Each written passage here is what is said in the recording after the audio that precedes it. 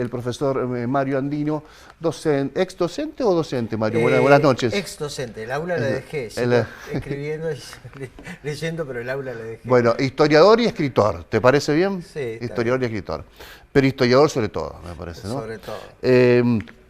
Vos contás siempre la importancia de la empresa de Juan de Garay, que no era un tipo de abolengo en España, que por el contrario estaba lejos de esa categoría, que conforma una expedición, que llega a la región, que se emplaza en Asunción del Paraguay, y que ahí empieza ya a planear una expedición hacia el sur en búsqueda de una salida portuaria y también un camino hacia el Alto Perú. ¿Quién era Juan de Garay? ¿Y cómo nace esta historia? ¿A quién representaba? Sí, Juan de Garay vizcaíno en realidad no pertenece, digamos, a las grandes familias de hidalgos que llegaron a América trayendo títulos de herencia de familias que se habían destacado en la lucha contra el moro, el musulmán, digamos, ¿no? En realidad son los que vinieron a hacer la fortuna de América. Exacto. Y Garay, para contextualizarlo, Garay no actúa solo, no hay una individualidad tan destacable en él, en el sentido de que hay que primero entender el movimiento del que forma parte. Es decir, el descubrimiento del Río de la Plata, Juan Díaz de Solís, que muere, una expedición que fracasa, la exploración gradual del río, fundando una serie de asentamientos como por ejemplo Gaboto, Santi Espíritu, luego Corpus Christi, y Asunción allá arriba en el Paraguay. La que subsiste de todos esos establecimientos es Asunción, que se convierte en ciudad. Y desde ahí, entonces comienza a forjarse la idea, no exclusivamente de Garay, sino de los mismos habitantes de Asunción, a forjarse la idea de que es necesario un punto intermedio en el río para poder acceder al estuario del Plata, ya que Buenos Aires en su primer fundación también ha decaído. Entonces, esa expedición que se va a forjar en Asunción, a nombre de un ausente adelantado, Ortiz de Zárate, lo va a tener digamos, a Juan de Garay como uno de los conductores, pero había otros de su mismo nivel, simplemente que esta se le encarga a él por su experiencia ya de recorrer varios caminos de América.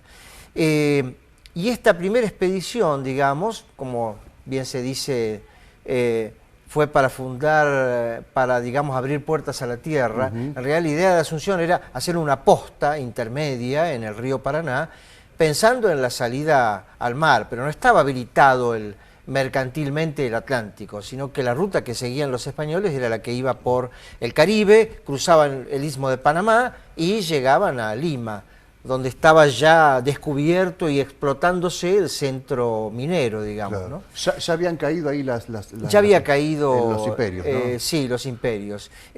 Ya empezaban a vislumbrar que ahí podía estar el eje del poblamiento en América. Esto era una zona más despoblada, más difícil de atravesar. No tenía aparentemente el atractivo minero y tenía en cambio montes impenetrables que había que explorar y atravesar, digamos, y algunas zonas desérticas que no tenían agua, y acá en cambio grandes ríos. Entonces en Asunción pensaron que estaban aislados, y ese aislamiento había que cortarlo, que trabajarlo, digamos. Intentaron varias vías, por ejemplo, atravesar el Gran Chaco hacia, digamos, directamente hacia lo que hoy es Bolivia, se mostró imposible. La imposibilidad de navegar los ríos, la imposibilidad por las fiebres que se pescaban, el clima tropical, el ataque de los indios. El monte chaqueño vieron que llegaba hasta cierto punto, el monte más impenetrable, entonces buscaron más al sur. Aparentemente Garay buscó la zona de Santi Espíritu, que ahí hay una barranca aceptable, viene el río Calcalañá, entonces de ahí hay una posición interesante para fundar. Pero antes hay una relación interesante del guaraní con el expedicionario en Formosa, ¿no? Sí, en la zona de todo lo que es el Guairá, el Paraguay y demás, hubo una buena convivencia, diría bastante pacífica, hubo conflictos, por supuesto, hubo muertes y demás, pero digamos que es uno de los lugares donde hubo más convivencia entre el conquistador español y el aborigen. Yo prefiero usar la palabra aborigen, los que están desde el origen, me suele decir, una palabra que me gusta mucho, ¿no? No me gusta mucho lo de pueblos originarios, los que están desde el origen. Entonces, de algún modo, ahí esa convivencia forjó la subsistencia de Asunción y empezaban a hacer el mestizaje en gran medida. La expedición de Garay va a estar integrada precisamente por muchos mancebos de la tierra, hijos nacidos en América, algunos nacidos en España, pero los hijos nacidos en América también tenían un grado de mestizaje. Había algunas mujeres españolas y por lo tanto había hijos de españoles en América. Pero el mestizaje fue avanzando gradualmente. O sea, era gente que deseaba abrirse camino y la expedición fundadora tuvo un núcleo digamos, principal, que era la que iba a recibir el reparto de las tierras, en el lugar donde se asentaran. Entonces, el lugar que se asentaran lo iban buscando más al sur. Pero ¿qué ocurre? En un momento dado hicieron, digamos, campamentos, se asentaron en lo que hoy es la zona de Callastá, la zona de Santa Fe la Vieja. Sí. Venían unas columnas por el agua, por pequeños bregantines y otros por tierra, ¿no? Hicieron ahí, y una avanzada empezó a explorar hacia el sur.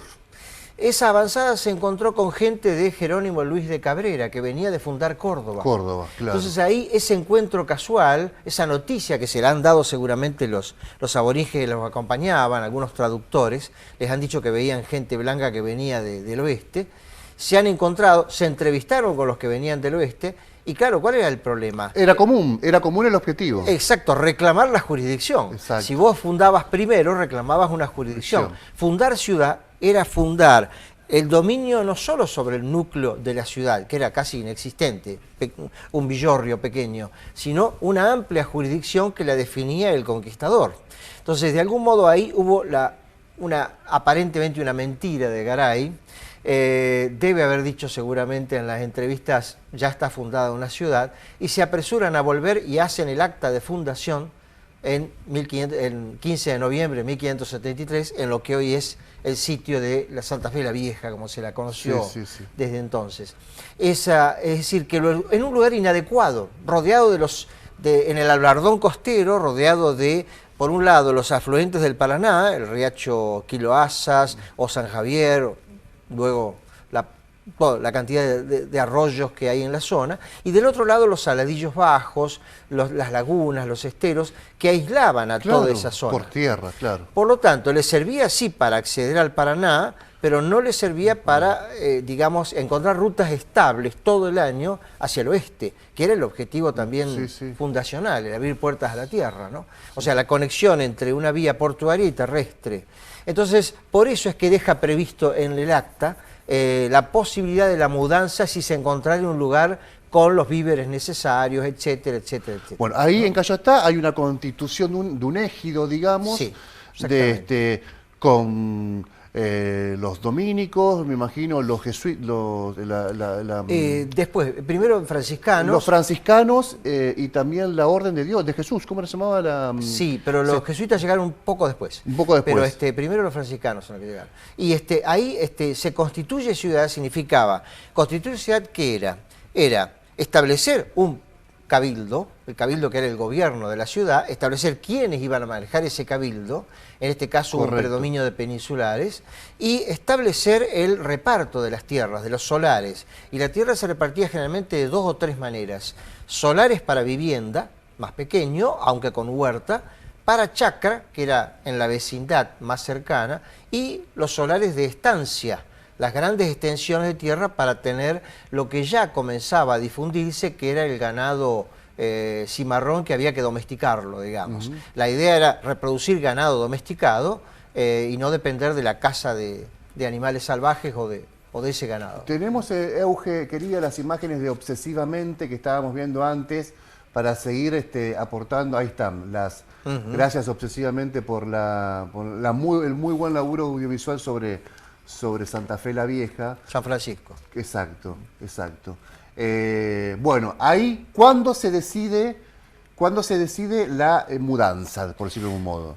Justamente, por atravesar varios años, digamos, hago así como una generación o 2 generaciones después, 70 años después, o sea, se decide hacia 1650, se decide que ya es tiempo de mudarse porque ha comenzado una despoblación. Hay gente que se ha ido, por ejemplo, más al sur, digamos, sin autorización. Hay gente que se ha cruzado a la orilla de enfrente, al actual territorio entrerriano.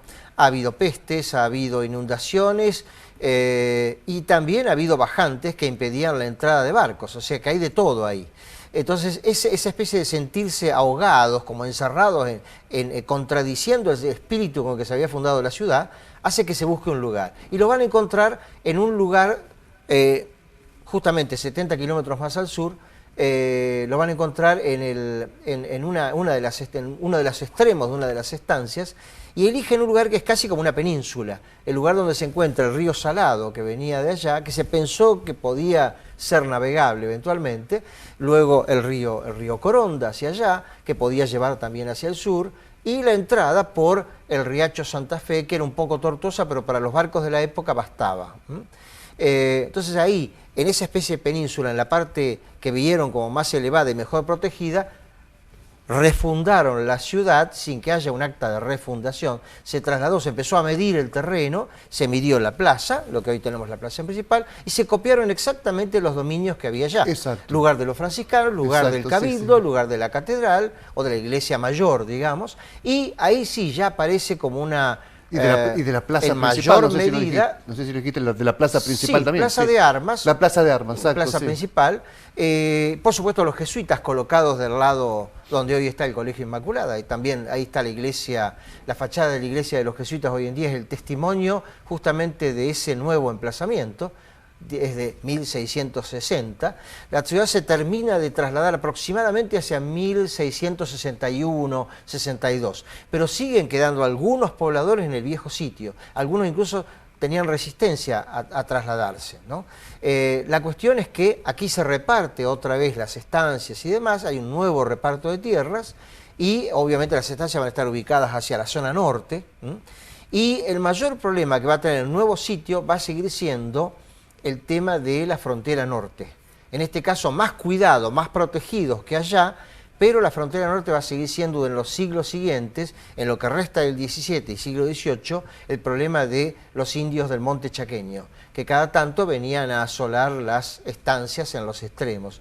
¿A dónde sería hoy esa Hoy geografía? sería, digamos, la jurisdicción prácticamente llegaba digamos, pasaba lo que es la ciudad de San Justo, llegaba casi hasta lo que sería casi Reconquista, un poco más. Del otro lado llegaba hasta el sur de la actual provincia. Nos metía un poco en lo que hoy es Córdoba, en el este de Córdoba, y casi todo el territorio entrerriano. Era un enorme cuadrado, digamos, la que trazó justamente originalmente Juan de Garay. Sí. Pero ese enorme cuadrado después va a sufrir distintos recortes, primero por la presión de Córdoba, que recortó reclamó los mismos terrenos, por eso se angostó la provincia. Después, por supuesto, el territorio entrerriano va a perderse de control santafesino, porque el que lo va a promover como lugar separado va a ser Buenos Aires. Buenos Aires va a ser refundado, justamente por Garay, y esa refundación de Buenos Aires con el tiempo le va a dar a esa ciudad, por estar a la salida del mar, le va a dar un poder que va a ir opacando a Asunción y va a opacar a Santa Fe, ¿no? Claro, una mirada distinta a la de Pedro de Mendoza, la de Juan de Garay ahí con Buenos Aires. Sí, en realidad, bueno, Pedro de Mendoza en realidad también quería remontar hacia arriba y llegar hasta el Paraguay. Pasa que, bueno, en ese momento... todavía, repito, en el sistema que tenía la dinastía de los, previa a la reforma de los Borbones, la dinastía de los Austrias o los Habsburgo, todavía Buenos Aires no era un puerto habilitado para, salvo permisos especiales, para el comercio fluido con la metrópoli, sino que se usaba la ruta del Pacífico, porque ahí estaban concentrados los metales. Traer metálico hacia Buenos Aires era más costoso, más difícil que sacarlo, digamos, de Cusco hacia el Pacífico, que era una ruta más corta, terrestre, digamos, y había más españoles viviendo y había fundamentalmente más mano de obra indígena cautiva, subordinada, sometida o encomendada, como se decía. Sí, sí, sí. Es decir, acá había indios más, había más predominio de aborígenes indios, empezaron a decirle, que no eran fácilmente reductibles. Por eso es que aquí después se va a introducir también la esclavatura, la esclavitud, aunque en una medida moderada, para utilizarla de mano de obra en las ciudades, digamos, ¿no? No en haciendas, porque no tuvimos haciendas, digamos, ¿no? Entonces, aquí era más difícil desarrollar las ciudades, porque había que generar agricultura. Lo primero que tenía en la mano era esa ganadería que se expandió en forma impresionante, que es el ganado cimarrón. Entonces el cabildo autorizaba cada tanto las vaquerías, salidas a cazar ganado, que eran reguladas para preservar un poco el recurso. Y después empezaban a reproducir el ganado cautivo, el ganado domesticado. Por eso se conserva la conmemoración de la primera yerra que se hace en Cayastá, en Cayastá.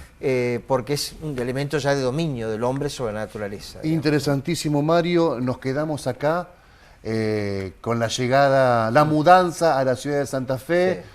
Pensaba cuando decías esto se genera entre el 1650 y 1660. Tenemos ahí también en esa zona sur la casa de los 10 de Andino, que no perteneció a los 10 de Andino de arranque, sino a otras familias, pero que también es un patrimonio importantísimo histórico. Junto con la casa de los Saldados, me parece que es de lo más antiguo del país, te diría. Sí, lo más antiguo es el núcleo que queda de la casa de los, que se la conoció como de 10 Andino, que después la compraron, ahí en la esquina de la Casa de Gobierno. Eso es del siglo XVII. Y la fachada, la parte delantera y la torre, y algo del alma de las paredes, de la iglesia de los jesuitas, también de 1600 y pico. El convento de San Francisco tiene también las paredes del siglo XVII. Pero fue restaurado el techo totalmente, prácticamente cuando en la década del 40 se hizo la restauración, digamos, ¿no? Después sí, la casa de los Aldao, donde funciona la Junta de Estudios Históricos, en calle Buenos Aires, ahí, Monseñor Saspe, actualmente, ahí también tenemos un edificio muy antiguo. Vamos a seguir hablando, si te queda bien, si te parece, si tenés ganas, si no, convocaremos a otros colegas tuyos. Nos quedamos acá. Santa Fe se acaba de mudar, toda una novedad. Se empiezan a generar las primeras actividades económicas y se empiezan a establecer las familias que seguramente con el paso del tiempo van a tener un predominio. Exactamente. La aspiración era el comercio, no solo la subsistencia. El comercio con Cuyo, el comercio con Tucumán, por Córdoba, y el comercio con Asunción y Buenos Aires. La idea de supervivencia de la ciudad era agregar el comercio como elemento de dinámica, digamos, ¿no? Gracias, Mario, por haber venido. Muchísimas gracias.